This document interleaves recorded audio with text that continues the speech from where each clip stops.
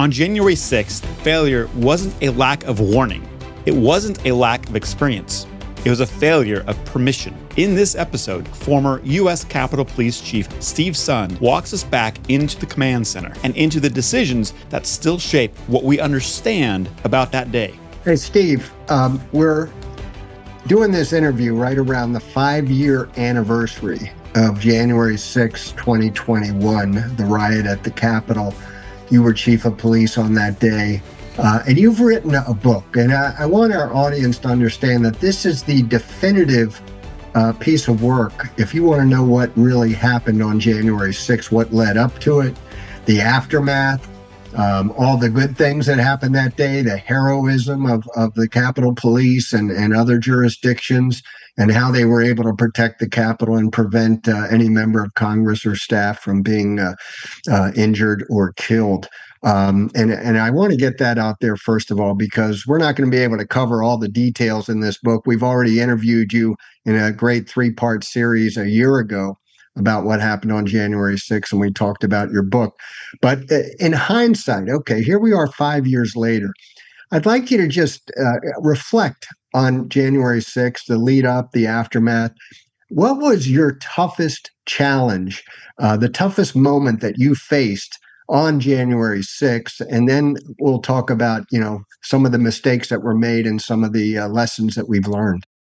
I can tell you absolutely as soon as you start saying it, because it was the time I felt like I had a shockwave go through my body. I'm sitting in a chair at the command center. I'm at the front of this, large command center. We got video screens up on the front. I'm at a U-shaped desk. I'm watching all the video screens at the front. It's probably about 12:53. The riot began, and I saw my officers quickly being overpowered. Picked up the phone. Called, luckily, first call was the MPD and they sent me some assistance right away. But by law, I have to get permission to bring in federal resources for my men and women. So I called the Capitol Police Board, which I'm still by law, even in emergency, you have to get permission. Called Speaker Pelosi, Sergeant at Arms. He had the ability to give me permission, but he wouldn't. He wanted to run it up the chain. I couldn't believe it. I've got liaisons from the Capitol Police Board sitting right behind me watching the same thing I'm watching. I can't get permission to bring in any federal resources for my officers, watching them being beaten, struck, protesters running past them. I call the Senate Sergeant at Arms and I get denied again, repeatedly. House Sergeant at Arms. I keep calling because the House Sergeant at Arms is pretty much driving the train on this one. I was just in shock that I can't get permission to bring in resources for my officers. That's the thing that kind of shocked me the most, that, here, my officers are battling. I'm having to watch them battle. And here I am stuck because of a policy and bureaucracy to say I can't bring in federal resources. I didn't sit back for that 71 minutes and do nothing. That's when I started calling every chief of police I knew, relying on relationships, and brought in those resources, even though I hadn't been given permission at that point. That's the thing that just shocks me the most. The fact that it wasn't an instantaneous, absolutely, whatever you need, chief, bring them in. It was delayed for over an hour. In your mind, if we had the National Guard resources that you had wanted to prepare and have surrounding the Capitol that day, is it fair to say that we would have prevented what we saw on TV? Would we have prevented people from breaching the U.S. Capitol? So there's two aspects to that. Yes. And it's just not my opinion. Congress has actually come out now in a report and said if the House and Senate Sergeant at Arms had approved Chief Sund's request on January 3rd, chances are the Capitol would have never been breached. And I absolutely believe that. I've worked with National Guard troops for decades. I've sworn in thousands of National Guard troops. They would have come out. They would have done an assessment through the DSCA program, Defense Support for Civil Authorities, analyzed the size of our perimeter, and all I wanted them was the unarmed National Guard to help support my perimeter. I had a large perimeter, the 4-foot bike rack, only had 273 officers for the perimeter, and you got to understand, those officers aren't just for the perimeter. They're for response. They're CDU response. They're response. They're some of the officers I lost when we got the pipe bombs that came in. And I just wanted them to augment my officers so people wouldn't be inclined to jump over the fence and couldn't get that. So Congress has already come out and said chances are the Capitol would have never been breached if they had approved on the 3rd. And then if you look at January 6th, the head of the D.C. National Guard, General William Walker at the time, actually testified and said he had almost 200 National Guard within eyesight of the Capitol. If I had gotten immediate approval to bring them in. Chances are they could have been on site very quickly, and he thinks they actually could have prevented it even once the rioting had started. So, while we're on this topic, I just want to throw a few more things out, especially for people that haven't watched any of our podcasts before, or perhaps know your background. But you had mentioned that right now, you'd mentioned that even as early as January 3rd, that the National Guard was requested. I think there's been numerous other people that have come forward now that were privy to those discussions with not only the Department of Defense, but the White House and everybody that said, yeah, Trump even said, send National Guard. Ultimately, I want to go back to what you were just saying about the Sergeant of Arms. You were the scapegoat. You were fired the next day after January 6th by Nancy Pelosi because it was a political thing, clearly. Sergeant of Arms works for Nancy Pelosi. They ultimately were the ones, along with, it's my understanding, Mario Bowser, the mayor of DC, that all didn't want the National Guard for whatever reason.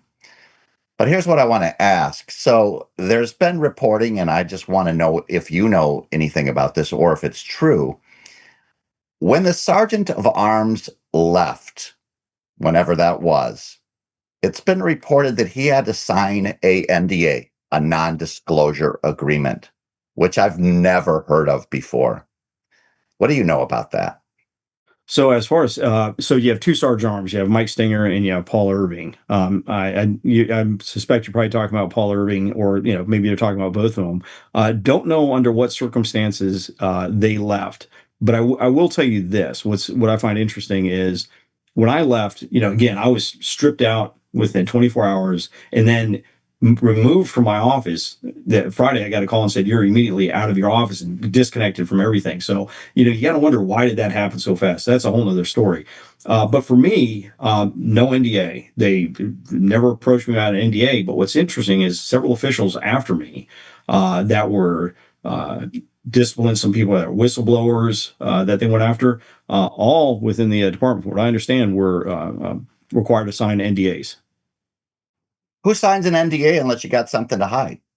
Right? Well, who forces you to Clearly. sign an NDA? Right. I mean, unless you're going to go and sell corporate secrets or something like that, nothing I talk about is classified. Nothing associated with this was classified. It's very suspect. But Yeah. so you just made it clear you did not have to sign an NDA.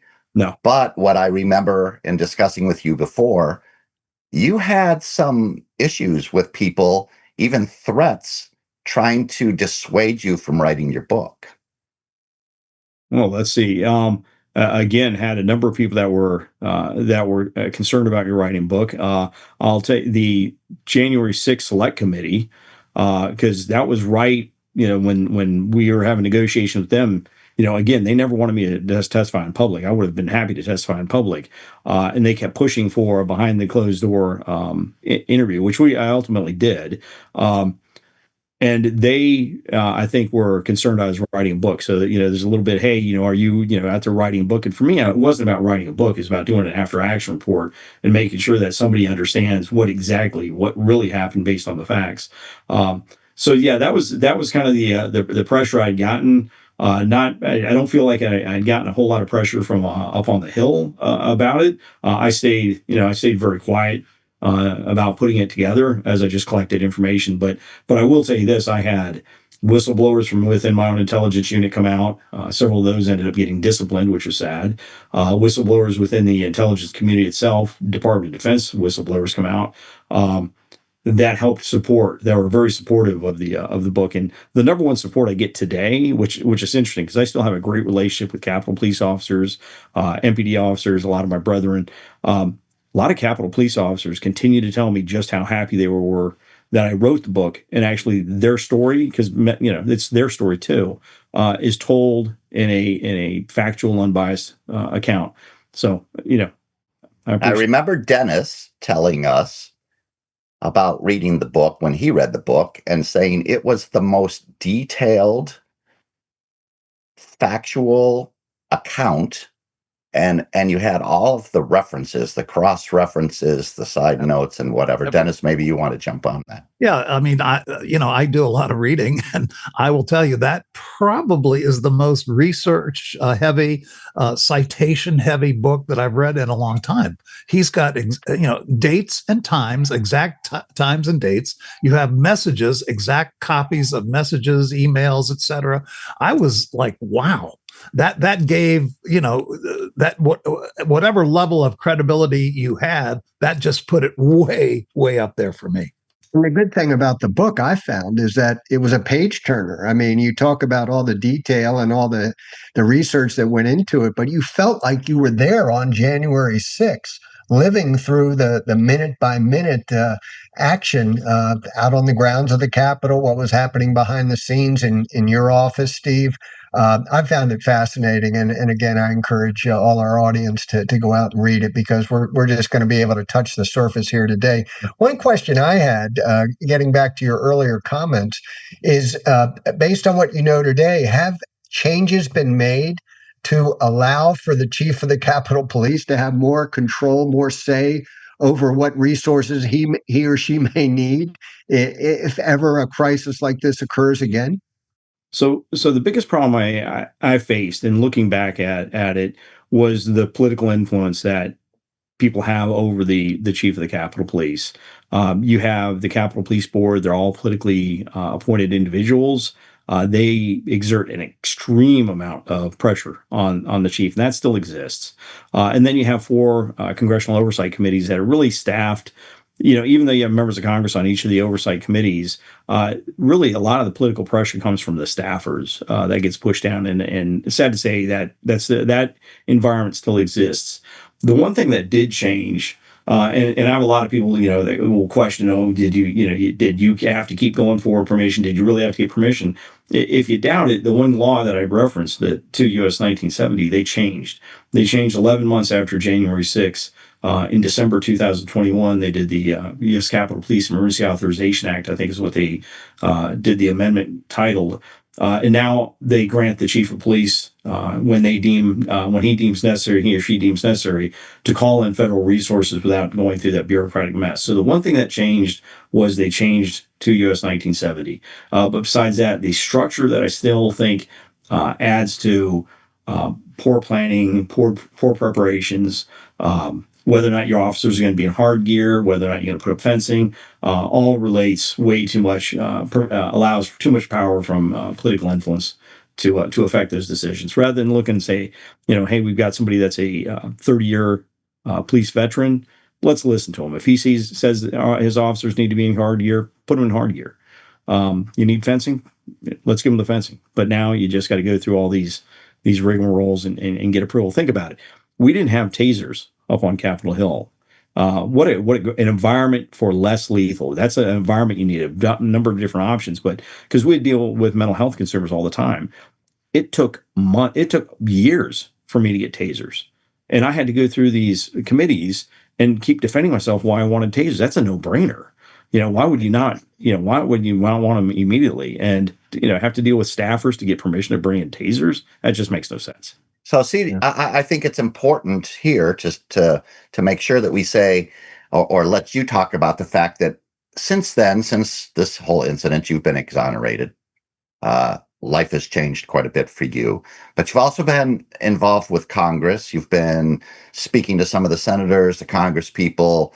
I can't recall the timeline. Have you been on one of the committees, in front of one of the committees, or about to be? Maybe talk about that stuff. So I stay in touch with many members of Congress right now. The current January 6th committee is chaired by Chairman Barry Loudermilk. He's doing a really good job. He chaired the previous one. I testified last time I testified in public before them was September, I want to say 23. Because of the shutdown, a lot of delays and getting the process back up. They're now back up and running. It's my understanding they're going to have their first hearing in the beginning of the year, possibly even on January 6th. I've told them, they've asked, hey, you may be one of our first witnesses. Okay. They know they don't have to subpoena me. I'll be there. But I think right now they should be folks, and they know my story. Matter of fact, the chairman actually endorsed the book. So he knows my story. My story is not going to change. It hasn't changed in 5 years. It's not going to change now. They need to bring in, some of the bigger fish. They need to bring in some of the people that maybe, again, behind some of the critical decisions that caused us to be ill prepared that day. So let's talk Since about our- some of those things that happened in January 6th, because we don't want to harp on this continuously, but I want to kind of close the book on this. The good, the bad, the ugly, the indifference. There's been a lot of video. There's been a lot of reporting, and I want to see what light you perhaps could shed on some of these things. So I'm going to ask you three different things, and we can go over them. The first one we'll start out with is it's been reported that the FBI had numerous, up to maybe 100 or more, 200 sources, informants that were in the crowd that were used to incite the crowd, maybe even perhaps encourage them to come into or go into the Capitol building. What do you know about that? So it's interesting you asked that question. So in a number of my interviews, I've often said I would have absolutely been surprised that there wasn't, if they said there was never any undercover agents in the crowd, or CHS as confidential human sources, but CHS aside, special agents. I would have been surprised. A big event taking place in Washington D.C. You've got plainclothes people that work for Secret Service. You've got plainclothes people that work for the FBI. You got the Joint Terrorism Task Force. You've got plainclothes for Capitol Police. You've got the Park Police. I mean, think about it. To think there would have been no undercovers in the crowd, that just didn't hold water for me. But what you're referring to is a report that recently came out, 273 under plainclothes. They refer to them as plainclothes FBI agents that responded to the Capitol on January 6th. So let's look at that. That's a report that came out. I think it came out, which was denied, by the way. They denied that there was ever those people there. Well, what it goes back is Christopher Wray's down on the Hill on several occasions, and he's testifying that he can't account for any. He's not sure if there was any in the crowd. That right there, if you're the director of the FBI, or the director of the WFO, or you go back down to who's running JTTF, all you got to do is ask, who'd you have in the crowd? Who was out there? I mean, that's something that would have been an easy, hold on, let me pick up the phone and find out. For him to keep saying, and he went down there repeatedly saying he can't answer that, he doesn't know how many was there. That's just poor management if that's the case, but that just doesn't make sense to me. So ultimately, because Congress kept pushing, a report finally came out from the FBI talking about there's 273 FBI agents, plainclothes FBI agents that responded. So I've read through that report a couple of times. If you read through it, it actually talks about a couple of things. One, there's a response to the Capitol. So ultimately, as those 71 minutes are ticking by and I can't get permission to bring in federal resource, like I said, I'm talking to every chief, every person I know. I'm talking to Secret Service. I'm talking to WMATA. I'm talking to Metropolitan Airport Authority, Fairfax, you name it, activated mutual aid. Ultimately, I talked to a guy by the name of Dave Bowditch, number 2 over at FBI at the time, about, hey, send me whatever you've got. He was going to send over some of his, what they call their SWAT team. It's a not full time. It's one day you're an agent at WFO doing financial crimes, but you've got all this gear and you're trained to a SWAT level, so you can form into a SWAT team.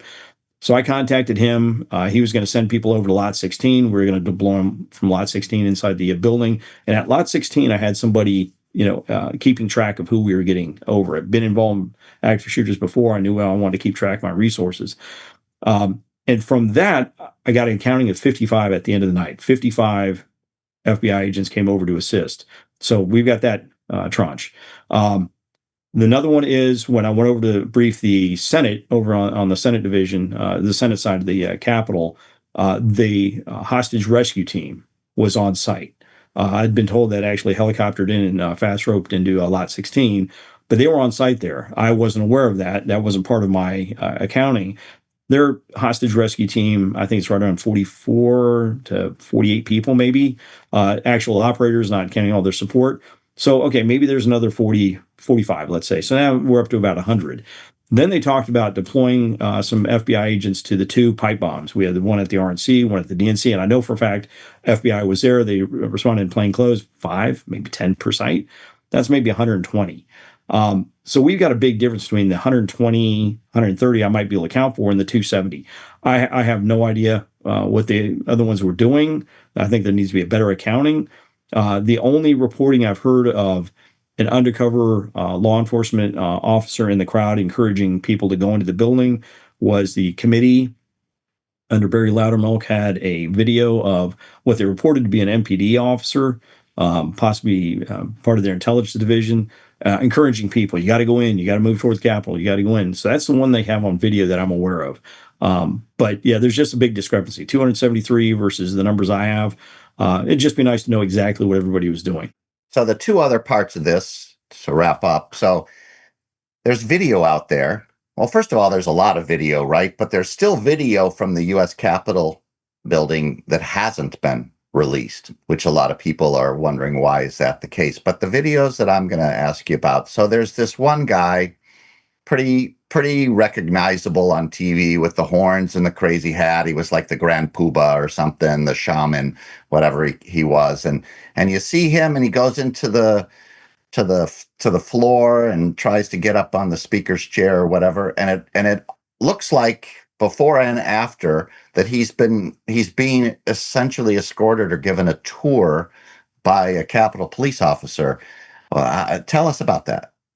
So my understanding of that, and I've had a chance to talk with some of the officers that were on the scene, not specifically the officers that were escorting him, but some of the officers that were on the scene. And the individual you're talking about is Jacob Chansley, I believe is his name. He's there. The officers are trying to clear what they call the House chambers. They've got people in there. They've gone in there, asked them several times to clear out, and they see this guy that's wearing the horns and walk around. And they almost think of him as a in facto leader. They looked at him like, hey, maybe he's these groups will follow him. And he kept saying, "I'll help you get them out." From what I understand, I'll help you get them out. Just get me in there, and I can help you get them out. So you see the officers go around to a couple of the doors that are locked. He finally finds the doors that are unlocked, escort them in, and I believe he does actually help, to get some of those people out. He prays for the officers, helps get some of them out. So I think ultimately the officers were trying to find somebody that the people that were inside the chambers, the people that were unauthorized to be in there, would listen to when they weren't listening to the police officers and actually vacate. So I think that's the story behind that one. And the last one then is there's video of some Capitol police officers in uniform actually holding the doors open and allowing people to enter. How do you explain that? Yeah, that'd be one I'd like to look at. There are videos, and I'll tell you, I've seen a couple of different videos where you see it looks like you're following some of the protesters. You see some of the officers kind of standing back. They could be standing against the doors and looking like they're holding the doors open. But there's a number of cases where the officers, and I've talked to some of these officers, they said, "Hey, Chief, we're absolutely overwhelmed. I mean, outnumbered. What were we supposed to do? We're just sitting there. We couldn't form a line. We couldn't, provide any force to try and force them out. We just kind of stood back and hoping things would de-escalate." So I think you may have a couple of cases like that. I've heard stories where the doors were left unlocked. That's terrible if that is the case. I know there's a video out where it shows a African-American female officer out on the east front. It looks like she's waving at people to come on in, come toward the building. And then the camera turns and you see a large crowd of people walking toward her. She was actually waving at other police officers that couldn't hear us on the radio or couldn't hear people saying we're falling back to the Capitol. So she was waving at them. So there's some explanation for some of it, but if you've got somebody holding doors open for protesters, that's something that shouldn't have happened. Steve, it's been a little over a year now since our last interview, and a couple of big things have happened since then. I'm going to ask you about both of them. First, very recently, they arrested the pipe bomber. You've alluded to it several times in your comments that there were two pipe bombs that were found, one at the RNC, the Republican National Committee building, and the other at the Democrat National Committee building. And nobody ever, the bombs never were detonated, thank goodness. Nobody was hurt by them, but clearly they could have done a lot of damage. They could have caused death. And nobody ever found out who was responsible for that. There were a lot of theories. Now the pipe bomber has been arrested. What do you know about the suspect that was arrested? And why did it take 5 years for them to finally figure out what happened there? Yeah, that's the big question for me. I've always, I've been pushing over and over and over, and to for them to hopefully find the pipe bomber or the pipe bombers or whoever's behind it, and knew that this would eventually it's going to lead to some good hopefully puzzle pieces being put in place on this whole January 6th thing. What I know of Brian Cole Jr., one interesting individual. I will say this: I've been in touch with the committees. I've actually been down to talk to the committees back in I want to say October. Pushing for reannouncement of the $500,000 reward, net FBI there, and kind of looking at this from square one. I'm glad they've solved it. I would say a couple things. One, handle this investigation methodically, not like they did before. Methodically, stay quiet if you have to on stuff as you're, seeking prosecution. I don't think Brian Cole Jr. is going to be the sole person responsible. You see him on the phone a couple of times talking to somebody while he's, walking around planning these devices. His mental acuity is, I guess, being brought into question. We'll see how that is. But I'm glad they found somebody, and I just hope they handle the investigation appropriately and we get some more answers out of it. As far as why it took so long, to find out now that this was solved all based on evidence they already had in place. All of you know, it's, the phone records, the geolocating, that would have led to the car, the LPR. This, would have taken a good cop 3-4 weeks. Maybe, and then if you got to wait for returns from the phone companies, I'll give them a little bit more time, not 58 months. I mean, come on, folks. That just doesn't make any sense. So to find out that they were sitting on this evidence the entire time, and they could have solved this a long time ago, that I find that very, very concerning. Well, isn't it interesting that with the new leadership now that it's at the FBI and the DOJ, lots of things are coming out. Yep. And I hope they continue to pursue them. Yes, sir. Do you have any sense, any instinct, any cop instinct as to why those bombs were planted? I've always felt that for me, the timing was very, very suspect. I mean, the fact that they're identified just minutes before, we have the breach of the West Front. It couldn't have happened at a worse time. So for me, I've always felt it was some type of diversionary tactic because it pulled the limited resources I had away over to the RNC at a terrible, terrible time. I mean, we had to evacuate part of the Camden House office building. So I've always felt it was a diversionary tactic somehow associated with January 6th. We'll see. We'll see what comes out of that. But the timing, I'm always suspicious about the timing. So that's my thought on it. I'm just waiting for more to come out. I think most of the people listening to this podcast probably didn't even know there were any pipe bombs. Maybe they heard about the pipe bomber being arrested and they learned about it that way. But with everything else going on January 6th, on the Capitol grounds, people trying to breach the Capitol, I think that's where all our attention was focused. Meanwhile, you and your officers have to deal with pipe bombs being left at buildings right along the U.S. Capitol campus. Unbelievable what you had to deal with that day, my friend. But the other issue that I wanted you to comment on, because we didn't get a chance to ask you about this, President Trump, one of his first acts when he became president was to issue pardons to most of the rioters on January 6th, many of them who had been imprisoned since that time. I'm just curious, what is your reaction to pardoning rioters who were combating your officers and trying to get into the U.S. Capitol? So I'll tell you a couple of things. One, he had always said he was going to do it. When he was going through the campaign and he was out there talking, it was no secret he was going to do it. For me, being a rule of law type of guy, I only wish that probably a better way of done it would have just gone through each case individually. You had I want to say approximately 1,800 people that they went through and they ended up pardoning. Some of those people were extremely violent and assaulted my officers and deserved to do some time and be held accountable. And then you had other people that, again, were just walked through and were trespassing and didn't deserve the lengthy prison sentences that they got and solitary confinement and the treatment they received. So I think, he said he was going to do it. I'm not shocked that he did it. I just, think that there was a better way to do it would have been on a case by case basis. Go through it. Some people have said that would have taken a lot of time. I used to run a crash review board. We'd review a couple hundred crashes a month. We could get through that with 12 people in a week or two. I think that just would have been a better way to do it. But, I honestly do believe some of those people deserved to be pardoned with the way they were treated. And again, other people, deserve to be held accountable for what they did. Well, Yeah. it's very well stated there. I mean, there's people today that are doing armed robberies that are let out without bond, right? And you've got people there that simply trespassed or disorderly conduct, uh, and were in solitary confinement or Right. confined. I think the good thing, at least for the people that deserved some time and that did assault your officers, at least they spent some jail time for sure before that happened.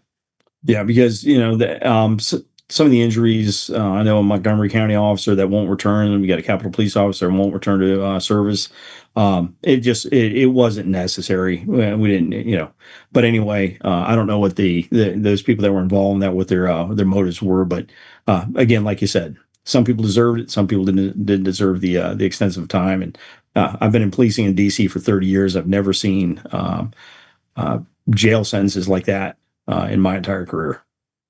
One of the problems, though, in this country is that we're not tough enough on those who do assault police officers, and that's a sin, really. It's disgraceful that we don't support our officers in those situations. So clearly, there is a line of distinction, as you point out, between some of the rioters who were not assaulting officers, but certainly others did, and they deserve to be to face the toughest penalties, I believe personally.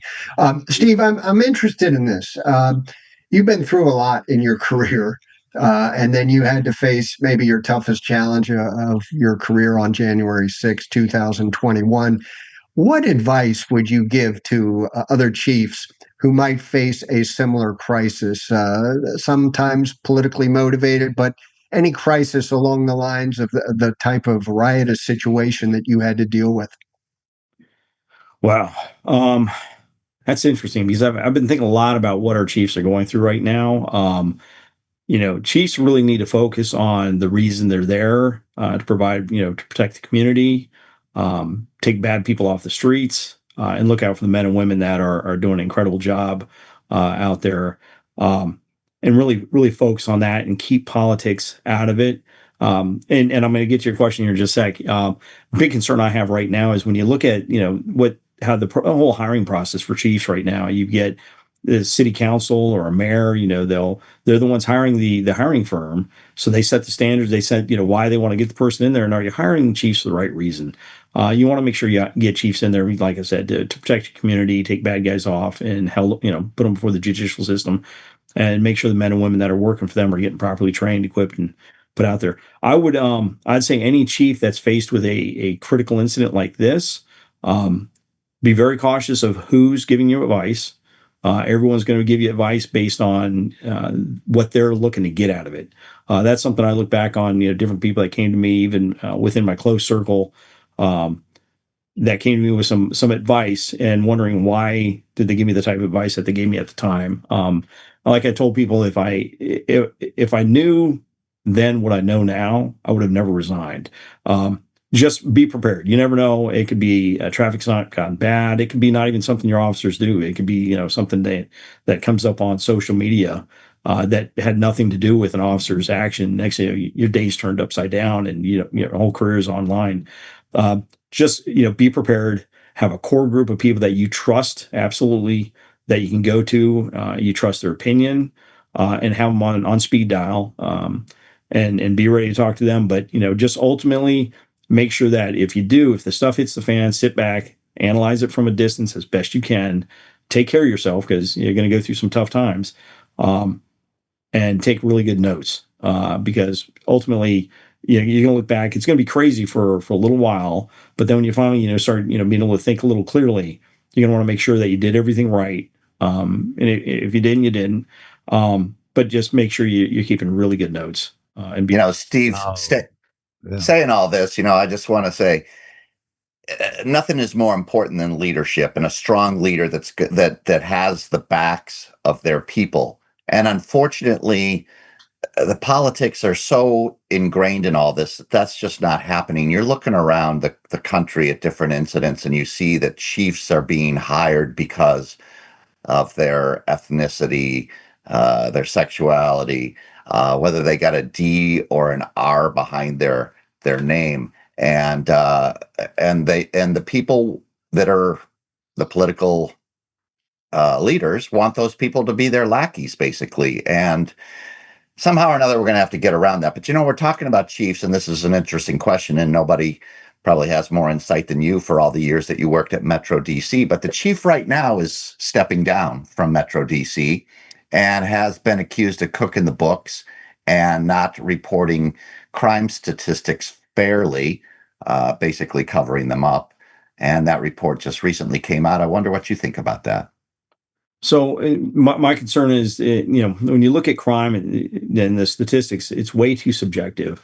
And I've talked to officials on the department, some of the officials that were testifying. I've talked to, matter of fact, down on the Hill about this.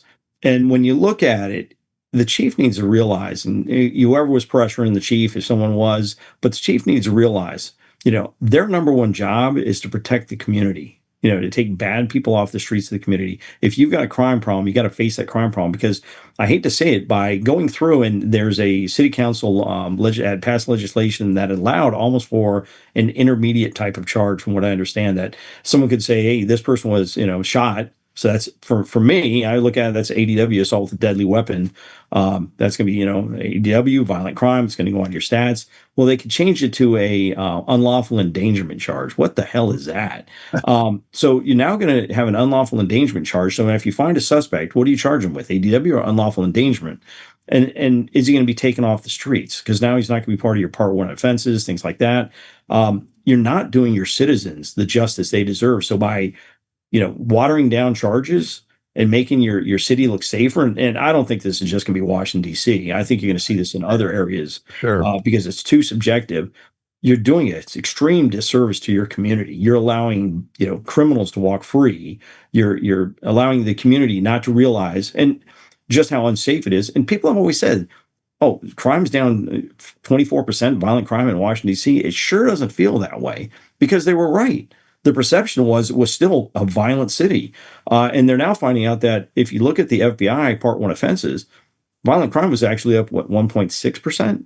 So their perception was right. So regardless, people's perceptions tells everything, by cooking the books, or whatever you want to call it, pressuring some of the officials. And again, when you have 7 district commanders come down and 7 district commanders all testify to the same thing, where there's smoke, there's fire. So I think there's something to it.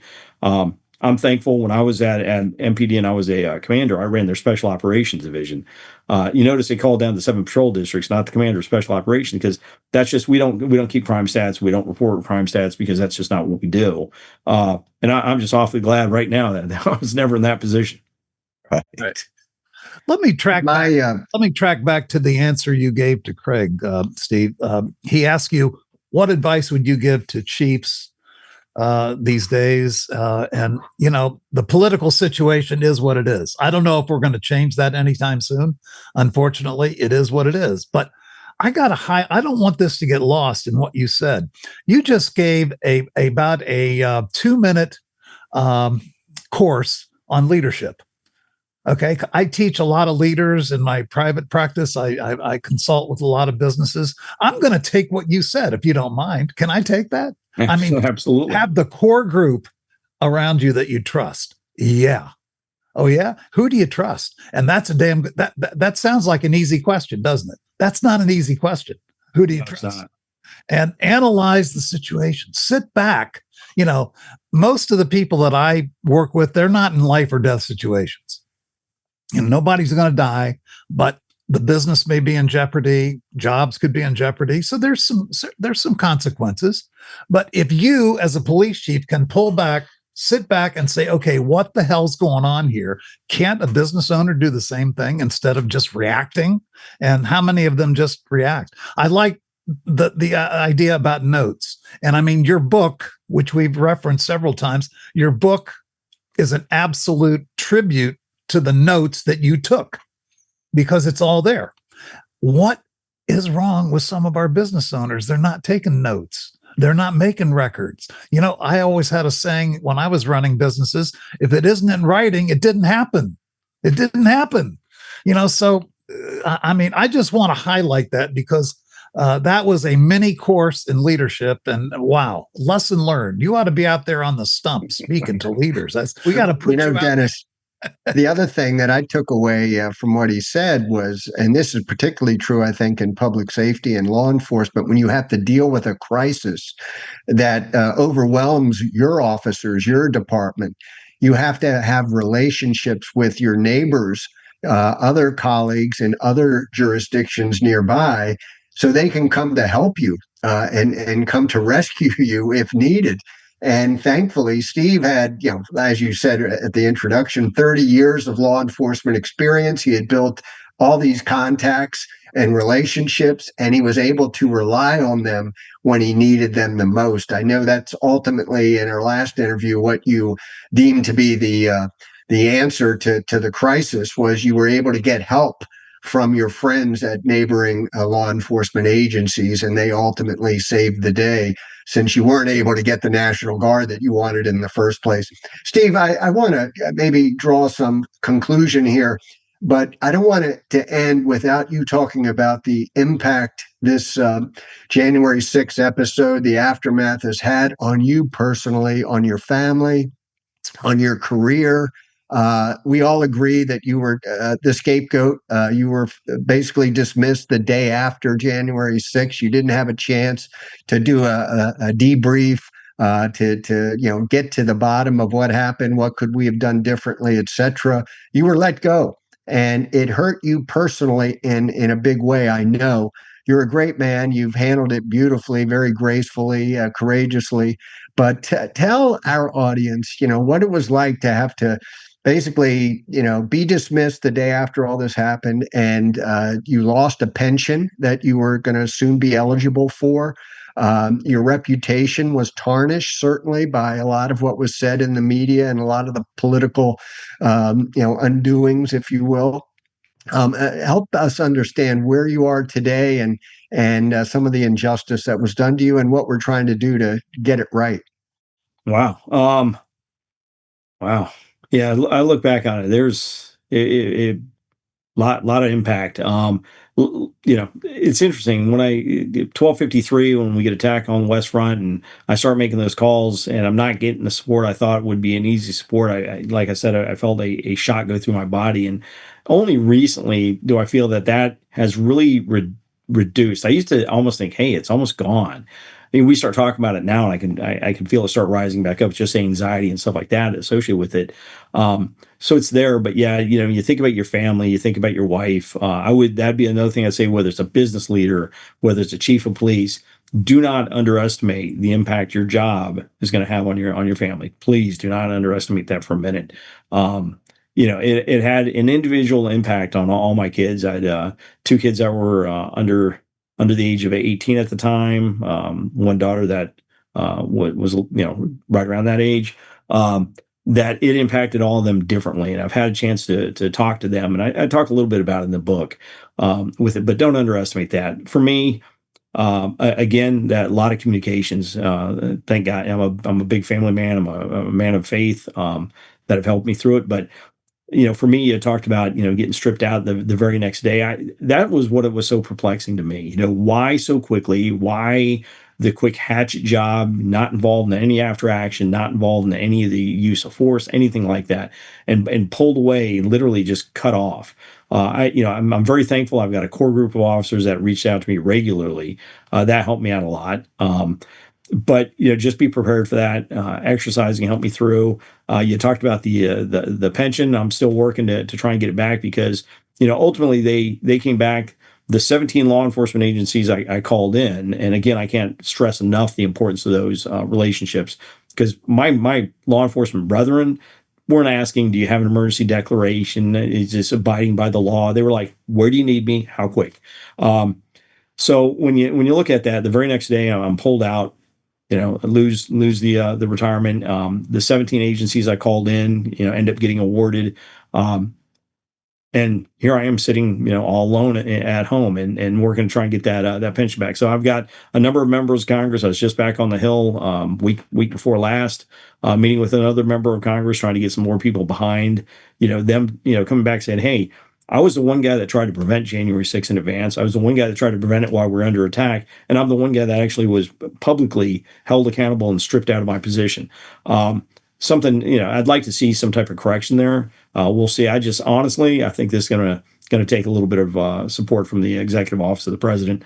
I know Speaker Johnson's office is aware of it, and don't seem to be getting a whole lot of support there. So we'll see where it goes. I mean, Steve, ultimately, don't you feel, and truly, I think a lot of people that pay attention and have half a brain realize it was just part of the plan, and you were collateral damage.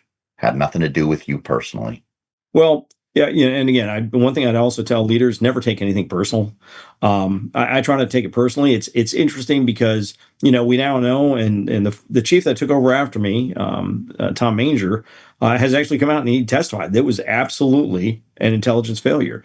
Yet you're going to take the assistant chief that ran intelligence and make her the acting chief after you get rid of me. You sit there and you wonder, why did it work out that way? That just doesn't make any sense. I'll say it, because she was a DEI appointee. Come on. We all know this. If you look at after action reports, what are the two things you always see? You always see communications as an issue and intelligence.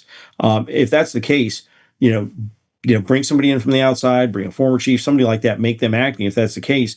Absolutely. But keep the other people there so you can actually have access to them and do a proper investigation. Don't try to elevate this person into take a position. And then when she doesn't get the position, you're going to give her a job somewhere out in California. It gets really suspect the way that kind of played out. Do you think? But again, I still think policing is a very honorable and noble profession. I'm thankful for groups like Craig and your team with Citizens Behind the Badge, what you do. They need as much support as possible, but we need good leadership in these positions. Whether it's the city council, whether it's the Capitol Police Board that oversees them, give them a fair shake. Treat them appropriately, and if something doesn't go right, investigate it appropriately. If people need to be held accountable, hold them accountable, but do an appropriate investigation and correct the problem. And I still, to be honest with you, don't think that's ever occurred down on the Capitol for January 6th. So, Steve, today, as we sit here and talk specifically, are you a happy camper? Is life good? So my son's asked me, "Wow, Dad, you got a book out there. I guess January 6th wasn't all that bad." I would turn back the clock in a heartbeat, in an absolute heartbeat. Am I a happy camper? It's still, I think about it every day. I really do. I wish it never occurred. Wish it never, was a part of my life. But it happened. So we're going to move forward. The things that are beginning to happen now are, big change. I'm working with some companies, doing some stuff to really try and address some of the biggest issues facing law enforcement and our security right now, which I'm enjoying. You talked about Dennis leadership. I get some requests to go out and talk to people about leadership, and I love that. Good. I love getting out and talking to folks.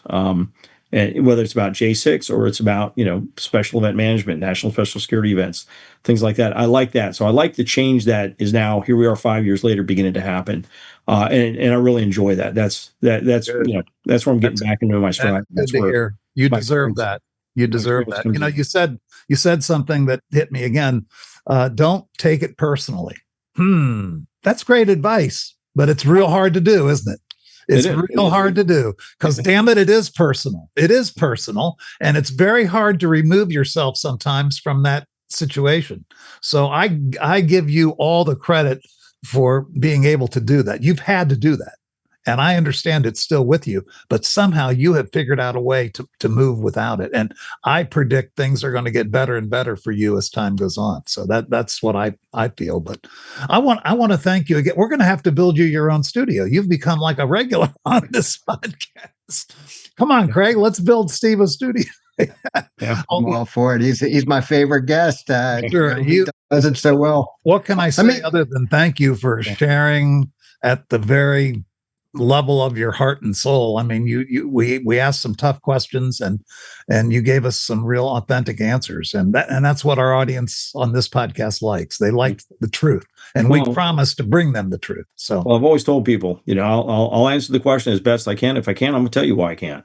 well, if I don't have the knowledge, I'll be honest about it. I don't think there's ever a question we've asked you in the hours that we've spent with you that you haven't tackled and given, again, the best answer you can give. And that's all we can ask. That's all you can do. So I want to thank you on behalf of Billy and Craig and Citizens Behind the Badge. Thanks for joining us again. This is always informative. We always get behind the scenes when we talk to Steve Sun. We don't just get the surface, right? We get behind the scenes, especially when Erfurth starts asking all those hard questions. Man, I'm glad he's not asking me questions. I'd be afraid. Again, I appreciate it. And I appreciate all the support and the work you guys do. Honestly, the men and women that are out there patrolling every day. And Craig, I know you're just down with the National Transportation Highway Safety Administration talking about the threats to our officers. Just when they're patrolling, the number of officers that are involved in accidents out on the highways and things like that, and the number of deaths. I was blown away with the number of deaths we had. Great profession. We just need more people like what you guys do to us. Well, we appreciate that. And I want to remind our viewers and our listeners, Heroes Behind the Badge is a frequently heard podcast, and it's sponsored by Citizens Behind the Badge. Craig Floyd is our founder, CEO, and chairman. Bill Erfurth and I are founding directors, and you can go to citizensbehindthebadge.org, and you can find out all there is to know about Citizens Behind the Badge. As Chief Sun just said, join us. Hundreds and hundreds of thousands of people are joining us every month to support the men and women of law enforcement. Citizens Behind the Badge is the leading voice of the American people in support of the men and women of law enforcement. And you can get involved at the click of a button. Citizensbehindthebadge.org. Subscribe, follow, like, all of the above. And by the way, when you do that, you become an insider. Not only do you get to see how to support police, but you get an instant notification when we drop a new episode. And that's often. And I guarantee you, we're going to have more and more like Steve. If you like what Steve Sun had to say today, subscribe, like, follow. Okay. That's all for this edition of Heroes Behind the Badge. We'll see you next time. Thank you. Thank you.